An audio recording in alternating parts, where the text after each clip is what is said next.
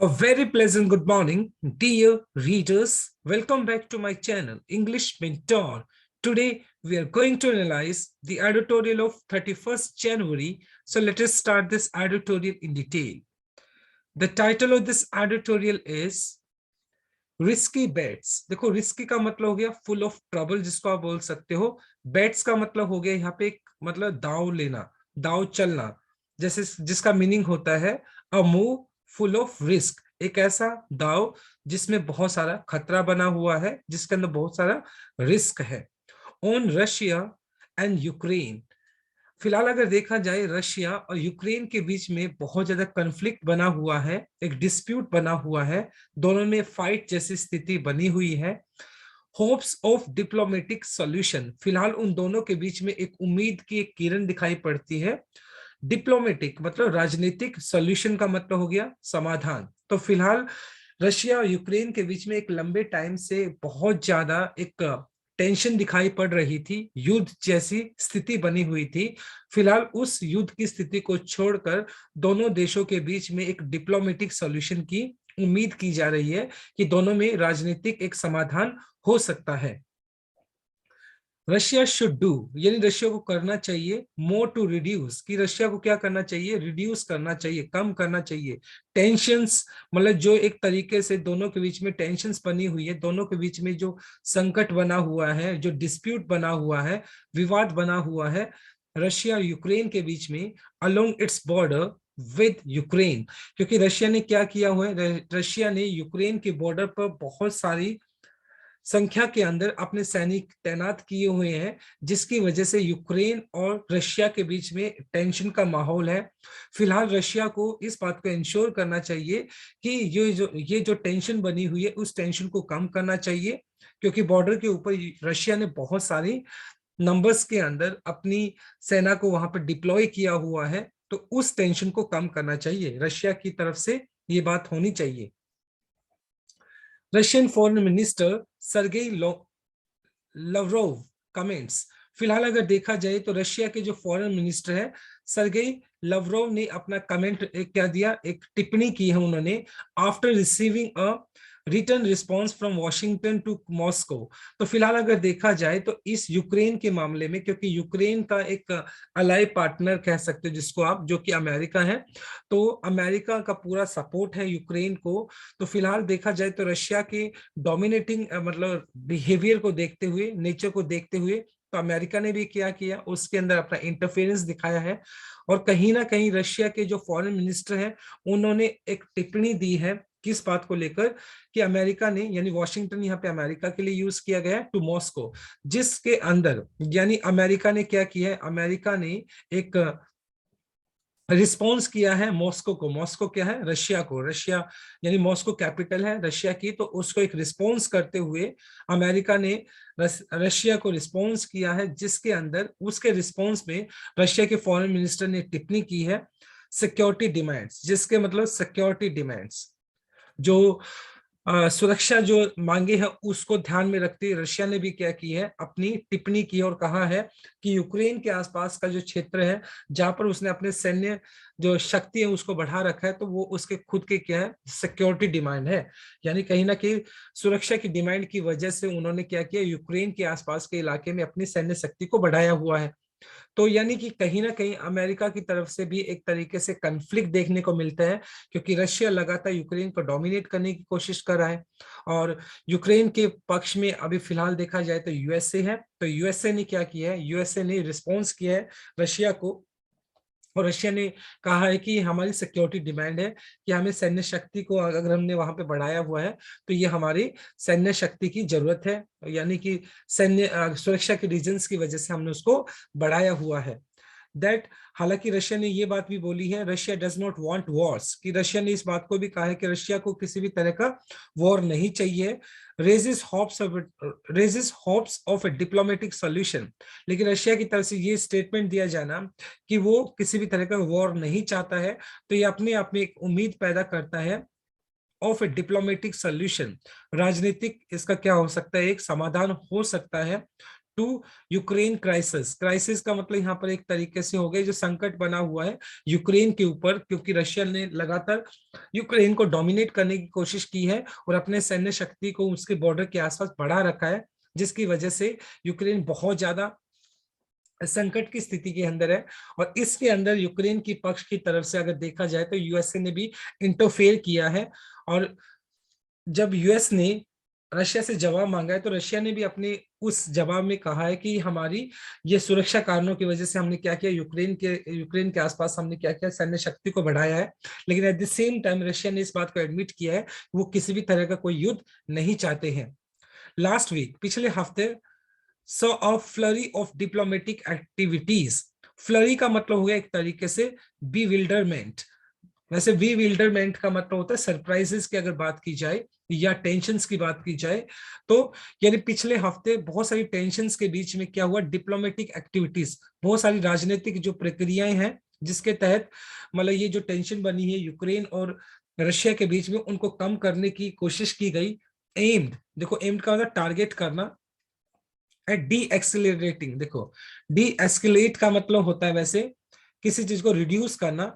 This situation, जो फिलहाल अगर देखा जाए यूक्रेन और रशिया के बीच में जो सिचुएशन है बहुत ज्यादा टेंस थी, लेकिन पिछले हफ्ते देखा जाए यूक्रेन और रशिया के बीच में वो सारी के सारी एक्टिविटीज की गई, डिप्लोमेटिक एक्टिविटीज की गई, राजनीतिक एक्टिविटीज की गई, जिसके तहत रशिया और यूक्रेन के बीच में इन जो क्राइसिस बना हुआ है, जो डिस्प्यूट बना हुआ है, उसको डी एस्केलेट किया जा सके।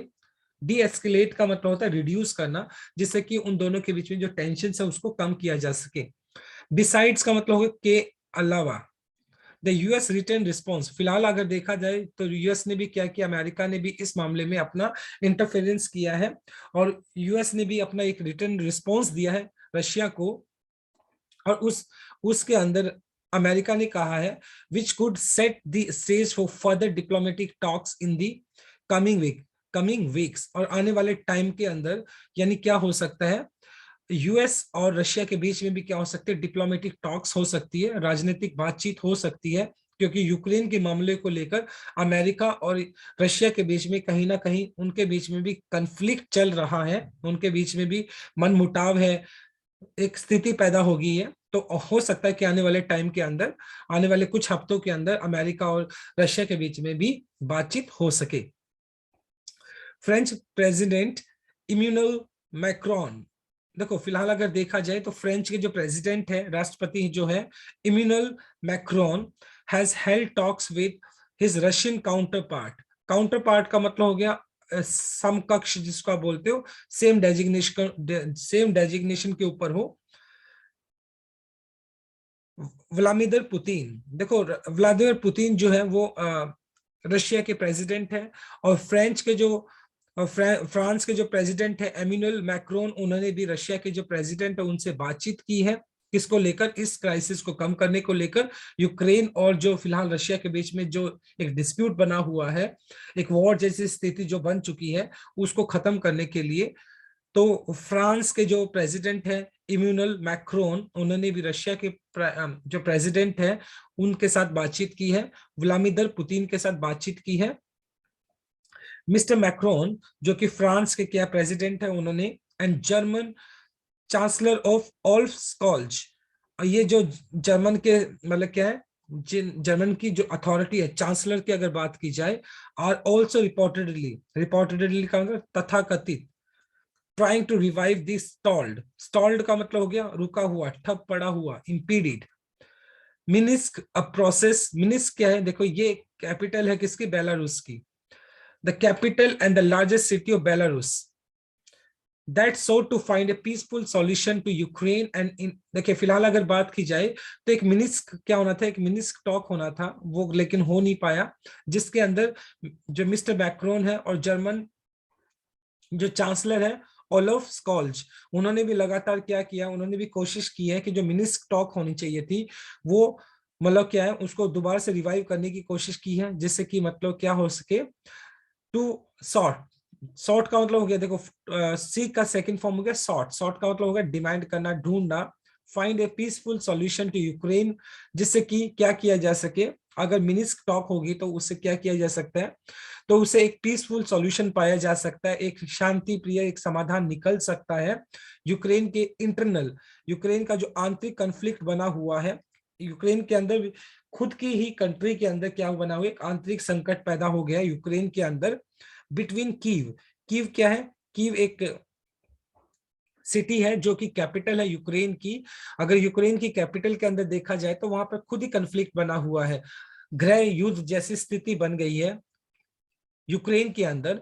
And Russia backed separatist, separatist कौन हो गया? अलगाववादी हो गए, जो कि रशिया उनको यूक्रेन के अंदर जो अलगाववादी जो लोग हैं जिन्होंने खुद गृह युद्ध जैसी स्थिति पैदा कर रखी है, कहां पर? कीव के अंदर। कीव जो कि यूक्रेन की कैपिटल है, और रशिया उसको बैक करता उन सेपरेटिस्ट लोगों को, जो प्रोटेस्टर्स हैं, जो रॉइट्स क्रिएट करते हैं वहां पर, जो दंगे करते हैं, तो रशिया का उनको कहीं ना कहीं बैकअप है। इन दी ईस्टर्न दोनाबस रीजन, जो पूर्वी क्षेत्र अगर देखा जाए, दोनाबस रीजन जो कि यूक्रेन का रीजन है, वहां पर क्या लगातार लगातार जो रशिया है वो जो सेपरेटिस्ट लोग हैं उनको बैक करते हैं, और वो जो सेपरेटिस्ट लोग हैं वो क्या करते हैं, यूक्रेन के अंदर कहीं ना कहीं वो प्रॉब्लम क्रिएट करते हैं, जिसकी वजह से यूक्रेन के अंदर गृह युद्ध जैसी स्थिति बनी हुई है। फिलहाल रशिया और यूक्रेन के बीच में टेंशन की वजह भी है ये। और at the same time Russia ने यूक्रेन के बॉर्डर के आसपास बहुत सारे सैन्य शक्ति को लगाया हुआ है, जिससे कि इन दोनों देशों के बीच में फिलहाल एक तरीके से युद्ध जैसी स्थिति बनी हुई है। लेकिन एट द सेम टाइम सभी के सभी अगर देखा जाए, अमेरिका भी इस बात को चाहता है कि दोनों के बीच में पीसफुल टॉक्स होनी चाहिए, बातचीत होनी चाहिए, और ये डिस्प्यूट है उसको खत्म किया जाना चाहिए। एट द सेम टाइम देखा जाए, फ्रांस के जो प्रेसिडेंट है इम्यूनल मैक्रोन, उन्होंने भी इस चीज पर जोर दिया है। एट द सेम टाइम अगर देखा जाए, मैक्रोन और जर्मन चांसलर ओलोफ स्कॉल्स वो क्या करने की कोशिश कर रहे हैं, वो भी इस बात पर जोर दे रहे हैं कि जो एक मिनिस्क टॉक होनी चाहिए थी, जिसके अंदर यूक्रेन और रशिया के बीच में पीसफुल टॉक को फाइंड आउट करना था, जिसके अंदर दोनों के बीच में एक पीसफुल तरीके से बातचीत होनी चाहिए थी, और एक शांतिप्रिय समाधान निकलना था, जिससे कि ये जो संकट की स्थिति बनी हुई है यूक्रेन और रशिया के बीच में, उसको समाधान किया जा सके, और इस संकट को इन दोनों कंट्रीज के बीच में इसको दूर किया जा सके। तो फिलहाल देखा हमने फर्स्ट स्लाइड के अंदर, चलो नेक्स्ट लाइन है, मिस्टर पुतिन हैज सेड, लेकिन मिस्टर पुतिन जो कि प्रेसिडेंट है रशिया के, उन्होंने कहा है that the US response does not address Russia's को सिक्योरिटी कंसर्न, कि लेकिन अगर बात की जाए, मिस्टर पुतिन ने इस बात को बोला है कि हालांकि रशिया ने इस बात को बोल दिया है कि वो किसी भी तरह का वॉर नहीं चाहते हैं, लेकिन यूएस ने जो रिस्पॉन्स किया है उसने रशिया के जो सिक्योरिटी कंसर्न्स है, जो सुरक्षा को लेकर जो चिंताएं बनी हुई है रशिया की, उसका कोई समाधान नहीं किया है। और फिलहाल अगर देखा जाए, एड्रेस का यहाँ पर होगा सॉल्यूशन करना, और फिलहाल अगर देखा जाए तो रशिया इस बात पर जोर दे रहा है कि अगर उसने यूक्रेन के आसपास अपनी सैन्य शक्ति को बढ़ाया हुआ है तो ये उसका पर्सनल मैटर है। नंबर 2 अगर देखा जाए तो उसका सुरक्षा संबंधी रीजंस की वजह से, कारणों की वजह से उन्होंने वहां पर अपने सैन्य शक्ति को डिप्लॉय किया हुआ है, वहां पर लगाया हुआ है। तो कहीं ना कहीं जब यूएस ने इस पर्पस पे रिस्पॉन्स किया तो रशिया इस बात को कह रहा है कि कहीं जो यूएस ने उसके सिक्योरिटी जो रीजंस है, सिक्योरिटी जो कंसर्न्स है, उसका कोई समाधान नहीं किया है। रशिया ने इस बात के लिए कहीं ना कहीं अमेरिका को टारगेट किया है कि अमेरिका ने रशिया के जो सिक्योरिटी रीजंस है, सिक्योरिटी जो कंसर्न्स है, जो चिंताएं बनी हुई है सुरक्षा को लेकर, उसको कोई एड्रेस नहीं किया, उसका कोई समाधान नहीं किया। Fears of military conflict are still there, क्योंकि अगर फिलहाल देखा जाए यूक्रेन और रशिया के बीच में, दोनों के बीच में कन्फ्लिक्ट किसी भी टाइम हो सकता है, और इस वजह से रशिया ने यूक्रेन के बॉर्डर के आसपास क्या लगाया हुआ है, अपनी सैन्य शक्ति को लगाया हुआ है, क्योंकि दोनों के बीच में अभी भी मिलिट्री जो है, चाहे वो रशिया की हो चाहे वो यूक्रेन की हो, तो उनके बीच में अभी भी क्या है, कन्फ्लिक्ट जैसी स्थिति बनी हुई है, एक विवाद जैसी स्थिति बनी हुई है। तो इस वजह से अगर देखा जाए सिक्योरिटी पर्पज से रशिया ने यूक्रेन के बॉर्डर पर अपने सैन्य शक्ति को लगाया हुआ है, राइट। तो ये हमारी फर्स्ट स्लाइड हो गई। Now let us discuss the grammar concept. देखिए शुड आपका मॉडल वर्ब हो गया, उसके बाद आपने डू यूज कर लिया। जनरली मॉडल वर्ब के बाद हम V1 यूज कर लेते हैं। और इसके बाद देखो आफ्टर आपका प्रेपोजिशन हो गया, प्रेपोजिशन के बाद आपने रिसीविंग यूज कर लिया जो कि आपका जीरंड हो गया, V1 प्लस आईएनजी आपने यूज कर लिया। जीरंड जनरली नाउन की तरह काम करता है। एक होता है बिसाइड, विदाउट एस होता है, उसका मतलब होता है टुगेदर विद, किसी के साथ की बात करते हो। एक होता है बिसाइड्स, जिसका मतलब होता है इन एडिशन टू, इसके अलावा। टू रिवाइव हो गया आपका 2 + V1 जो कि आपका इन्फिनिटिव केस हो गया। डज नॉट एड्रेस, ये आपका प्रेजेंट इंडेफिनाइट हो गया। डज नॉट के बाद आपने एस या ई एस यूज नहीं करते हैं, तो इसलिए आपने एड्रेस यूज कर लिया। So this is a very first slide. Now let us move on to our second slide. Russia, जहां तक रशिया की बात की जाए, विच हैज मोबिलाइज, मोबिलाइज का मतलब इकट्ठा करना, टीम अप करना, इकट्ठा करना, thousands of troops on its border with Ukraine. अगर फिलहाल देखा जाए तो रशिया ने क्या किया हुआ है, यूक्रेन के बॉर्डर के ऊपर बहुत सारी सैन्य शक्ति को वहां पर इकट्ठा किया हुआ है, यानी अपने बहुत सारे सॉरी हजारों की संख्या में अपने जो सैनिक है वो यूक्रेन के बॉर्डर पर इकट्ठा किए हुए हैं। और रीजन क्या दिया है, उसके सिक्योरिटी जो रीजंस है, सिक्योरिटी जो कंसर्न्स है, सुरक्षा को लेकर जो चिंताएं बनी हुई है, क्योंकि फिलहाल यूक्रेन और रशिया के बीच में जो सैन्य, अगर मिलिट्री क्राइसिस की अगर बात की जाए तो मिलिट्री दोनों, यूक्रेन की मिलिट्री और रशिया की जो मिलिट्री है, दोनों के बीच में अभी फिलहाल क्राइसिस वाली स्थिति पैदा हो गई है। इस वजह से, सिक्योरिटी रीजंस की वजह से, सुरक्षा कारणों की वजह से रशिया ने यूक्रेन की बॉर्डर पर क्या किया हुआ है, अपने सैन्य शक्ति को लगाया हुआ है। इन बेलारूस, यूक्रेन नॉर्थ, और फिलहाल अगर देखा जाए यूक्रेन के नॉर्थ की तरफ बेलारूस पड़ता है, और वहां पर रशिया ने अपने सैनिकों को लगाया हुआ है। एनी ट्रान ट्रांसट्रिया, ये एक कंट्री है। ब्रेकवे, ब्रेकवे का मतलब बीच में टूटा हुआ होना, स्कैटर्ड कह सकते हैं जिसको आप। रीजन फ्रॉम मोल्दोवा, मोल्दोवा एक रीजन है जहां पर एक मतलब पर्टिकुलर कंट्री है। ट्रांसिट्रा जो एक कंट्री है वहां पर भी, जो किसके साउथ वेस्ट के अंदर पड़ती है, तो वहां पर भी क्या किया है, रशिया ने अपनी सैन्य सैन्य जो शक्ति है उसको लगाया हुआ है, सैनिकों को लगाया हुआ है।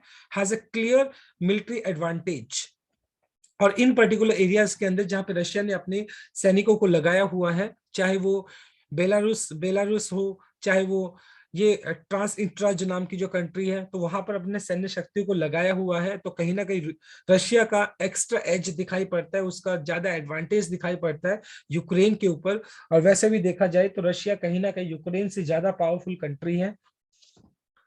But the west willingness, west का मतलब यहाँ पे अमेरिका की अगर बात की जाए, विलिंगनेस, लेकिन अमेरिका की जो विलिंगनेस विलिंगनेस जो है, चाहत जो है, इच्छा जो है, टू प्रेस प्रेस इस बात पर जोर देना अहेड, आगे, विद डिप्लोमेटिक ऑप्शंस। फिलहाल अगर देखा जाए तो अमेरिका इस बात पर लगातार, क्योंकि अमेरिका यूक्रेन का क्या करता है, फेवर करता है एक तरीके से, यूक्रेन का पक्ष लेता है, जिसके अंदर अमेरिका ने रशिया को इस बात पर जोर देने के लिए कहा है। अमेरिका ने जोर दिया है इस बात पर, और रशिया को इस बात पर कन्विंस करने के लिए कि उनको क्या करना चाहिए, यूक्रेन के साथ मिलकर डिप्लोमेटिक ऑप्शन को अपनाना चाहिए, जिससे कि राजनीतिक जो कोई भी उपाय निकालने चाहिए, जिससे कि रशिया और यूक्रेन के बीच में जो कन्फ्लिक्ट बना हुआ है उसका कोई समाधान निकल सके। अमेरिका इस बात के लिए लगातार रशिया को क्या कर रहा है, कन्विंस करने की कोशिश कर रहा है।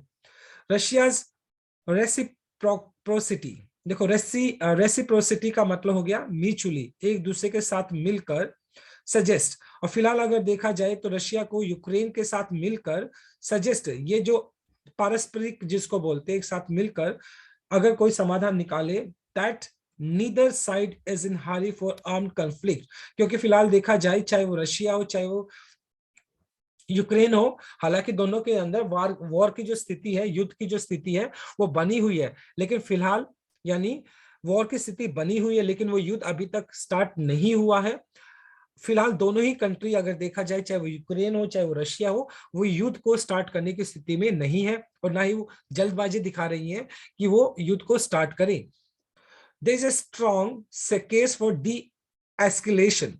डी एस्केलेशन का मतलब किसी चीज को रिड्यूस करना। तो फिलहाल अगर देखा जाए तो सबसे बेस्ट सोल्यूशन रहेगा यूक्रेन और रशिया के बीच में, तो क्या होना चाहिए, इनके बीच में डी एस्केलेशन होना चाहिए। जो एक कन्फ्लिक्ट बना हुआ है, जो डिस्प्यूट बना हुआ है, उसको क्या करना चाहिए, डी एस्केलेशन किया जाना चाहिए, उसको उसको कम किया जाना चाहिए, पीछे हटा लिया। यानी कि कहीं ना कहीं डी एस्केलेशन का मीनिंग यहाँ पे कम करना है, या इसके एट द सेम टाइम यहाँ पे इसका मीनिंग दिया गया है कि दोनों पर्टिकुलर कंट्रीज ने क्या किया, अपनी सैन्य शक्तियों को बॉर्डर पे लगाया हुआ है, तो दोनों कंट्री क्या कर सकते हैं, अपने सैन्य शक्ति को पीछे कर सकती है, अपने सैनिकों को पीछे ले सकती है, जिससे कि वो जो मिलिट्री है उनके बीच में जो कंफ्लिक्ट बना हुआ है, उस कंफ्लिक्ट को क्या किया जा सके, कम किया जा सके। Mister Putin has already achieve many things. अगर देखा जाए mister Putin as a president देखा जाए, तो उन्होंने अपने पॉलिटिकल करियर के अंदर वैसे भी बहुत सारी चीजें अचीव की हैं without a shot being fired. हालांकि अगर बात की जाए बिना कोई फायरिंग के, बिना कोई मतलब वॉयलेंस के अगर देखा जाए, या बीइंग फायर्ड का मतलब यहाँ पर हो गया बिना कोई गोली चलाने के, या बिना कोई ऐसी एक्टिविटी करने के जिसमें सैनिकों को मारा जाए, उसके उसके बिना भी मिस्टर पुतिन को बहुत सारी चीजें अचीव हो चुकी हैं। He has got the Western leadership to talk to him over the contested issue of NATO expansion. पहले देखो नाटो क्या है।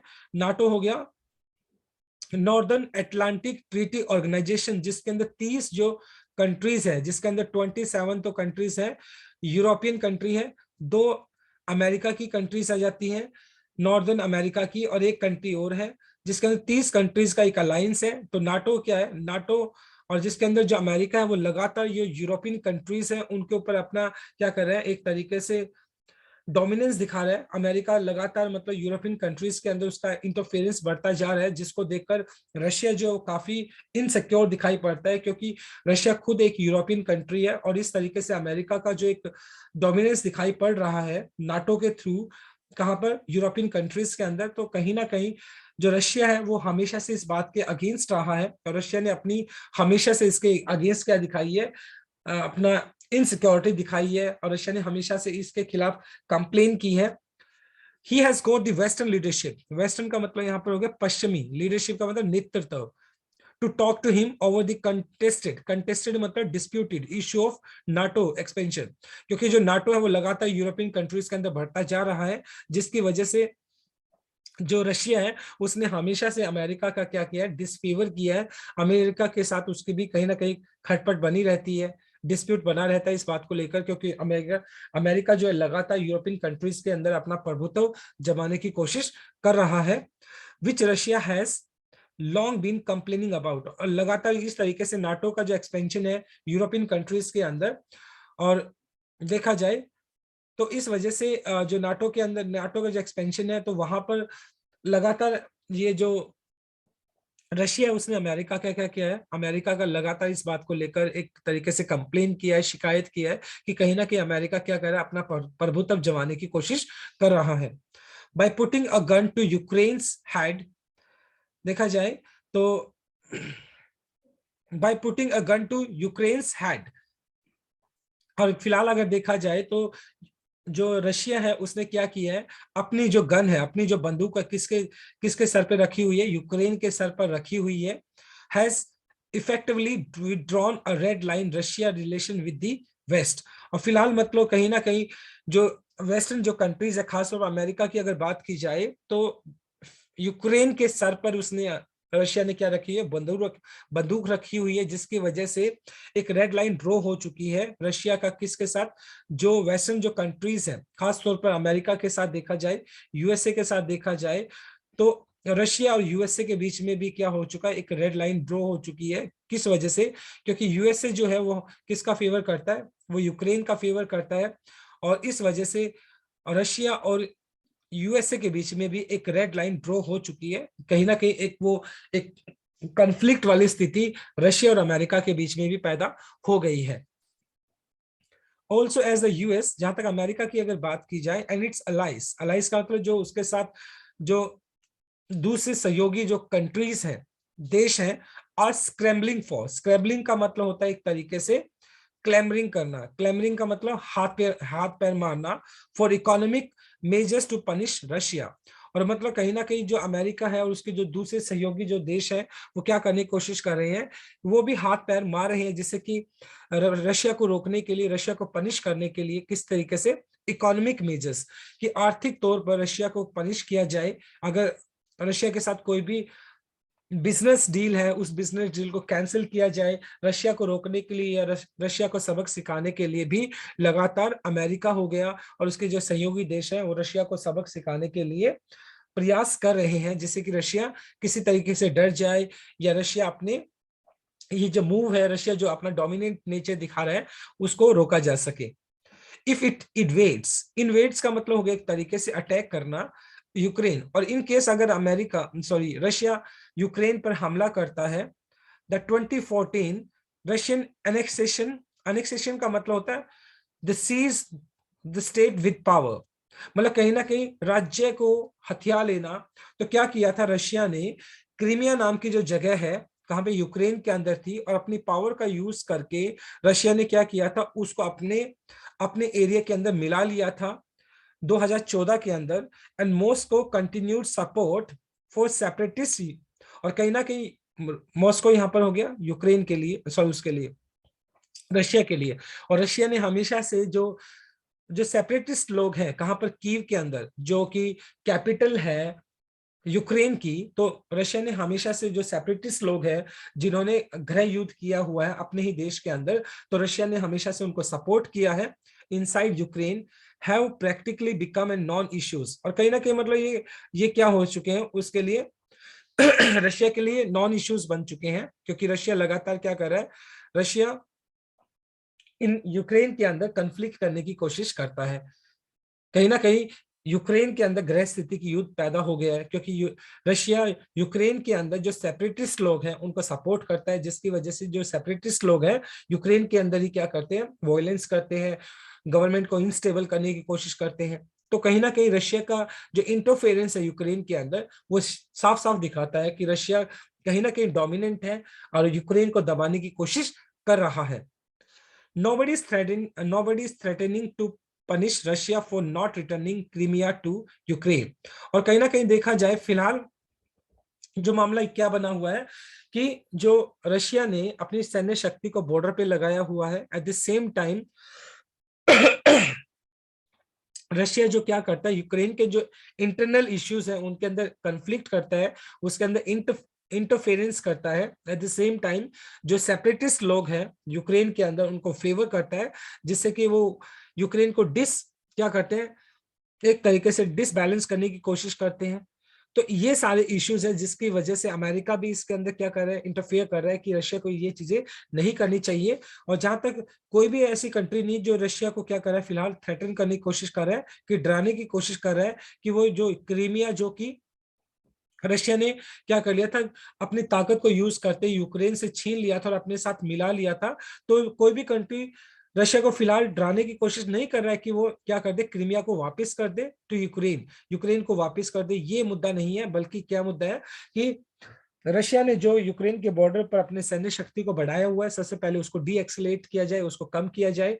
और रशिया जो है फिलहाल यूक्रेन के जो इंटरनल इश्यूज है उसके अंदर इंटरफेरेंस करता है, उसको क्या किया जाना चाहिए, वो इंटरफेयर ना करे। एट द सेम टाइम जो रशिया है वो जो सेपरेटिस्ट लोग हैं यूक्रेन के अंदर उनको सपोर्ट करता है, जिससे कि वो क्या करते हैं, इनस्टेबल करते हैं गवर्नमेंट को, या वोलेंस की जो एक्टिविटीज है उनको क्रिएट करते हैं, या गृह युद्ध की स्थिति पैदा हो गई है जस्ट बिकॉज ऑफ रशिया, क्योंकि रशिया उन सेपरेटिस्ट लोगों को सपोर्ट करता है। तो ये सारी वो चीजें हैं जो चाहते अमेरिका और उसके जो दूसरी जो सहयोगी देश हैं वो चाहते हैं कि रशिया को इन चीजों पर भी क्या सोचना चाहिए, जिससे कि यूक्रेन की जो स्थिति है बैलेंस हो सके, कहीं ना कहीं वो स्टेबल हो सके। राइट, तो ये हमारा सेकंड स्लाइड था।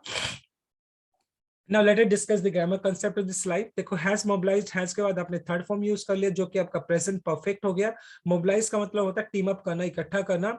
नीदर ये आपका हो गया वैसे डिस्ट्रीब्यूटिव एडजेक्टिव हो गया।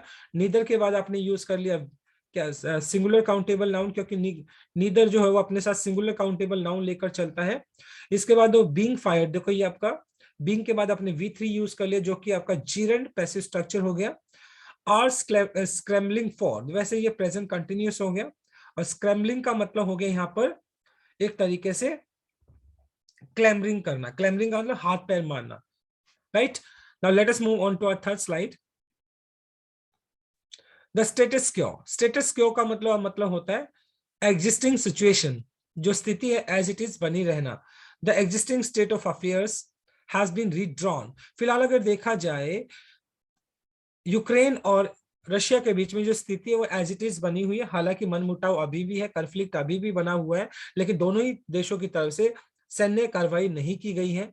बिसाइड्स इसके अलावा the US has said, America ने ये बात भी कही है, it is open to discuss some of Russian security concern, कि अगर रशिया चाहे तो अमेरिका के साथ जो सुरक्षा कारणों को रशिया बार बार गिना रहा है कि सुरक्षा जो उसके कंसर्न्स हैं, चिंताएं हैं, तो वो अमेरिका के साथ बातचीत कर सकता है इस बात को लेकर, including missile deployment in eastern Europe. क्योंकि फिलहाल अगर देखा जाए तो ईस्टर्न यूरोप की तरफ रशिया ने अपनी मिसाइल्स को डिप्लॉय किया हुआ है, अपनी मिसाइल्स को वहां पर लगाया हुआ है।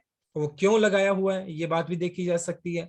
And military exercise in the sensitive regions, और कहीं ना कहीं रशिया ने जो सेंसिटिव रीजन्स है, जो बहुत ही ज्यादा संवेदनशील जो क्षेत्र है, वहां पर रशिया ने क्या किया, अपनी मिलिट्री एक्सरसाइज भी की है। तो ये कहीं ना कहीं किसी और ही और संकेत करता है। तो इस बात को लेकर यूएस ने भी कहा है कि अगर रशिया सिक्योरिटी रीजंस को लेकर, सिक्योरिटी की जो उसकी सुरक्षा की जो चिंताएं बनी हुई है उसको लेकर बातचीत करना चाहता है, तो वो कभी भी अमेरिका के साथ बातचीत कर सकता है। Russia should accept the US proposal, और कहीं ना कहीं अब फिलहाल अगर देखा जाए तो रशिया को क्या करना चाहिए, यूएस के इस प्रपोजल को एक्सेप्ट करना चाहिए, डी एस्केलेट, जिससे कि कम किया जा सके द क्राइसिस, संकट को अराउंड यूक्रेन, कि यूक्रेन के आसपास जो संकट मंडरा रहा है, किसी भी टाइम रशिया और यूक्रेन के बीच में युद्ध हो सकता है, तो उस संकट को कम करना चाहिए। एंड ऑप्ट ऑप्ट का अडॉप्ट करना for dialogues on the critical issues. Dialogue का मतलब यहाँ पे बातचीत हो गई, और कहीं ना कहीं ये जो बहुत ही क्रिटिकल एक इश्यू बन चुका है, इस पर बातचीत करनी चाहिए, जिससे कि युद्ध को क्या किया जा सके, अवॉइड किया जा सके, इंक्लूडिंग नाटो ईस्टवर्ड एक्सपेंशन। और एट द सेम टाइम कहीं ना कहीं जो रशिया है उसको अमेरिका के साथ इस चीज को भी बातचीत करनी चाहिए कि नाटो का जो ईस्टर्न एक्सपेंशन है, ईस्ट के अंदर लगातार जो नाटो बढ़ता जा रहा है, रशिया जिसके लिए कंप्लेन करता है, तो इसके लिए भी रशिया को अमेरिका के साथ बातचीत कर लेनी चाहिए। If it still goes ahead with an attack, America ने बोला है कि अगर इसके बावजूद भी रशिया अटैक करता है किसके ऊपर, यूक्रेन के ऊपर, which US president Joe Biden said, Joe Biden ने कहा है कुड हैपन, ऐसा हो भी सकता है कि जिस तरीके से रशिया का रवैया दिखाई पड़ रहा है, तो वो यूक्रेन के ऊपर युद्ध कर सकता है, यानी अटैक कर सकता है। It could well be a mistake, तो कहीं ना कहीं वो रशिया के लिए एक तरीके से सबसे बड़ी गलती होने वाली है। तो इनडायरेक्टली अमेरिका ने रशिया को इस बात के लिए भी कहीं ना कहीं वार्न किया है कि इन केस अगर वो रशिया यूक्रेन के ऊपर अटैक करता है, तो कहीं ना कहीं रशिया की ये सबसे बड़ी भूल होगी, एक बहुत बड़ी गलती होगी। Russia might be in position, इस बात को, इसमें कोई संदेह नहीं है, Russia might be in A position, Russia इस स्थिति के अंदर तो है, टू ओवररन, ओवररन का मतलब इन्वेड करना, दबाना किसी को, यूक्रेन मिलिट्री, कि अगर अगर मिलिट्री, अगर सैन्य शक्ति के हिसाब से देखा जाए तो रशिया काफी सुपीरियर है यूक्रेन से, एंड और कोई इसमें कोई डाउट भी नहीं है कि रशिया यूक्रेन को दबा सकता है, उसको हरा भी सकता है। लेकिन but what comes next in Europe, लेकिन यूरोप के अंदर आगे क्या होगा, लार्जेस्ट कंट्री, क्योंकि अगर देखा जाए तो रशिया एक बहुत लार्जेस्ट कंट्री है यूरोप की, as unpredictable it can get, पता नहीं क्या क्या चीजें उसके साथ हो सकती है, ये अनप्रिडिक्टेबल है। तो कहीं ना कहीं एक तरीके से अमेरिका ने रशिया को थ्रेटन करने की कोशिश की है, वार्न करने की कोशिश की गई है, और कहीं ना कहीं उसको बोला कि इन केस अगर वो यूक्रेन के ऊपर हमला करते हैं, तो उनके लिए भी कहीं ना कहीं कॉन्सिक्वेंसेस, जो उसके रिजल्ट्स रहेंगे, जो परिणाम रहेंगे, वो भी रशिया के लिए अच्छे नहीं रहने वाले हैं। और एट द सेम टाइम ये रशिया की सबसे बड़ी भूल होगी अगर वो यूक्रेन के ऊपर हमला करते हैं। If the post 1911 1911 military adventures of US are any lesson, और 9/11 को जो एक एक जो हवाई हमला हुआ था अमेरिका के अंदर, वर्ल्ड ट्रेड जो जो एक बहुत बड़ी बिल्डिंग थी, वहां पर बहुत सारे लोग मारे गए थे। उसके बाद अमेरिका ने जो मिलिट्री एडवेंचर किया था, यानी मिलिट्री जो रिवेंज लिया था, और उसके अंदर क्या किया जाना चाहिए, पूरी दुनिया को एक सबक लेना चाहिए, अगर उससे कोई लेसन मिलता है तो इनडायरेक्टली। तो उसने क्या किया था, जो मतलब जो एक हवाई हमला हुआ था 9/11 को वर्ल्ड ट्रेड के ऊपर, तो उसने क्या, अमेरिका ने अपने सैन्य कार्रवाई के अंदर फिर क्या किया था, एक मुंह तोड़ जवाब दिया था उन टेररिस्ट लोगों को, एट द सेम टाइम उन टेररिस्ट कंट्रीज को जिन्होंने उस उस पर्टिकुलर एयर स्ट्राइक को क्या किया था, अंजाम दिया था, जिसमें वर्ल्ड ट्रेड के अंदर बहुत सारे लोग मारे गए थे। तो उस एडवेंचर से, यानी उस मिलिट्री एक्शन से क्या है, एक सबक लेना चाहिए। तो इनडायरेक्टली यूएसए ने क्या किया है, यूएसए ने रशिया को एक तरीके से एक खुला चैलेंज भी दिया, एक वार्न भी किया एट द सेम टाइम कि अगर आप इन्वेड करते हो तो आपको रेडी रहना चाहिए कि यूएस आपके ऊपर अटैक जरूर करेगा, यूएस आपसे डरने वाला नहीं है। It is that great power खुद क्लिंच, क्लिंच का मतलब हो गया एक तरीके से अटेन विक्ट्री, मतलब जीत हासिल करना, स्विफ्ट जल्दी से विक्ट्रीज, जीत अगेंस्ट वीकर कंट्रीज। और इसमें कोई दो राय भी नहीं है कि जो बहुत बड़े जो नेशंस है, जो शक्ति शक्तिशाली जो देश है, वो क्या कर सकते हैं, जीत हासिल कर सकते हैं बहुत आसानी से। जो वीकर कंट्रीज हैं, जो कमजोर देश है, उनके ऊपर शक्तिशाली जो देश है वो क्या कर सकते हैं, अपनी जीत हासिल कर सकते हैं। But could fail miserably, miserably बहुत बैडली, बुरी तरीके से, इन सस्टेनिंग, सस्टेन का मतलब हो गया एक तरीके से होल्डिंग दोज विक्ट्रीज, यानी कि जो शक्तिशाली जो देश जो है वो क्या कर सकते हैं, जो गरीब देश है उनको जीत तो सकते हैं, उनके ऊपर जीत हासिल तो कर सकते हैं, लेकिन क्या वो उन विक्ट्रीज को, अपनी जीत को सस्टेन कर सकते हैं, क्या वो अपनी विक्ट्रीज को लंबे टाइम तक बना सकते हैं। तो बहुत सारी, यानी जीत तो हासिल कर ली, लेकिन वो जीत हासिल करने के बाद उन देशों को क्या नहीं कर पाती है, उस जीत को सस्टेन नहीं कर पाते लंबे टाइम तक, वो उस विक्ट्री को जीत नहीं, में उस विक्ट्री को मेंटेन नहीं कर पाते और बुरी तरीके से, एक तरीके से उस विक्ट्री को मेंटेन करने में हार जाते हैं। Mister Putin should not walk into the same mistake, और फिलहाल अगर देखा जाए तो इस तरह की सेम मिस्टेक मिस्टर पुतिन को नहीं करनी चाहिए, कि अगर वो यूक्रेन को एक वीकर कंट्री समझकर उसके ऊपर अटैक करते हैं, तो ये कहीं ना कहीं रशिया की सबसे बड़ी मिस्टेक होने वाली है, भूल होने वाली है। और अमेरिका ने कहीं ना कहीं वार्न करते हुए रशिया को बोला कि ये कहीं ना कहीं उसकी भूल होगी और ऐसा उनको नहीं करना चाहिए। एंड देयर बाय का मतलब हो गया एक तरीके से बिकॉज ऑफ दिस, यानी बिकॉज ऑफ दैट, और इस वजह से push Europe back into the darker days of cold war. और कहीं ना कहीं ये जो कदम होगा रशिया का, तो ये एक वर्ल्ड, ये ना कोल्ड वॉर वाली स्थिति को दोबारा से पैदा कर देगा, या पूरी इस यूरोप को, ये यूरोप कॉन्टिनेंट है उसको क्या कर देगा, उन डार्कर डेज में, उन काले दिनों की तरफ धकेल देगा, जब क्या था, पूरी दुनिया के अंदर कोल्ड वॉर वाली स्थिति बनी हुई थी। तो कहीं ना कहीं रशिया का ये कदम यूरोप को कोल्ड वॉर वाली स्थिति के अंदर धकेल देगा, और आई थिंक रशिया के लिए ये बात अच्छी नहीं रहने वाली है। ये बात अमेरिका ने कहा है। तो अमेरिका ने इस बात पे जोर दिया, देखो अमेरिका ने यहाँ पर बात की है कि पहली बात तो अमेरिका ने इस बात पे जोर दिया है कि रशिया को यूक्रेन के साथ नेगोशिएट करना चाहिए, डायलॉग्स करने चाहिए, बातचीत करनी चाहिए, और जो कन्फ्लिक्ट बना हुआ है इस कन्फ्लिक्ट को कम करना चाहिए। नंबर 2, अगर देखा जाए, और इन केस इसके बावजूद भी रशिया अगर इन्वेड करता है, अटैक करता है यूक्रेन के ऊपर, तो कहीं ना कहीं अमेरिका ने ये बात बोल दी है, वार्न किया है रशिया को कि उसके लिए जो चैलेंजेस हैं, जो कॉन्सिक्वेंसेस है, जो परिणाम रहेंगे, वो उसके लिए भी बहुत ज्यादा अच्छे नहीं रहेंगे, और रशिया की ये कहीं ना कहीं सबसे बड़ी भूल होगी, राइट। तो बहुत ही इंटरेस्टिंग आर्टिकल था आज का हमारा। Now let us discuss the grammar concept of this slide. देखो, हैज बीन रीड्रॉन, देखो हैज बीन रीड्रॉन आपका प्रेजेंट परफेक्ट पैसिव स्ट्रक्चर हो गया। शुड के बाद आपने एक्सेप्ट यूज कर लिया, जो कि V1 है आपका। जनरली अगर देखा जाए तो मॉडल वर्ब अपने साथ V1 लेकर चलता है, और ये भी कुड हो गया, ये V1 आपने यूज कर लिया, जो कि आपका कुड हैपन, कुड आपका मॉडल वर्ब हो गया और हैपन आपका V1 हो गया, right. So my dear readers, this is all about from this article. Thanks for watching this video. Please do like, share, comment and subscribe to my channel. So tomorrow I'll continue with another article. Till then, bye bye, take care and have a nice day.